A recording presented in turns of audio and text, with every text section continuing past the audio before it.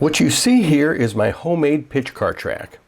In this video, I will demonstrate alternate rules our gaming group uses for PitchCar. I have a second video that shows exactly how this track was made, so you can make your own if you want to. I 3D printed the cards you see here. You can find these on Thingiverse. Just do a search for PitchCar Disc Car, and it will show you the exact pieces I used. I printed the standard size car, not the PitchCar mini size. Both are included in the 3D file. Along with the cars, I also printed tires I found somewhere, but you can use any small item painted the same color as the car. I used the tires as a place marker to show where each car is in case a car gets knocked off the track. These are the rules that our gaming group uses for PitchCar, which vary slightly from the official rules of the game. When a successful shot is made, the car is left on the road and a marker of the same color is placed beside the road next to the car. If a shot is unsuccessful, the marker is not moved and the car is set off of the track next to the marker.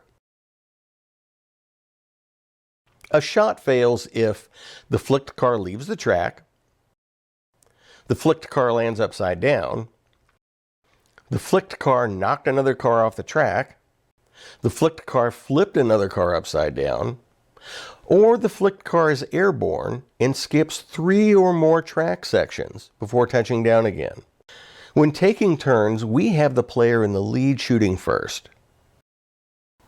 Then the car in second place takes his turn, and so on until all players have taken a shot.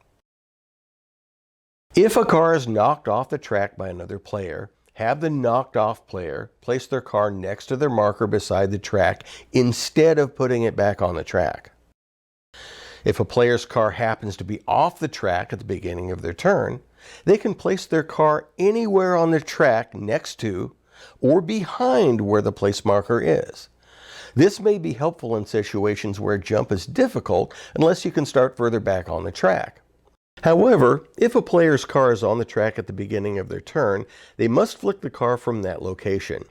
If a player's car is next to a rail or directly behind an obstacle making it impossible to flick, that player may move their car a quarter inch away from the rail or obstacle before taking their shot. How much leeway you want to have with this rule depends on what everyone in your group agrees on.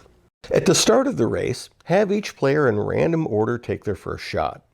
If their first shot is successful, have them place their marker next to the track and remove their car from the track. This gets them out of the way of other players taking their first shot. If their first shot fails, they do not get to place their marker next to the track, but must wait and try again on their next turn.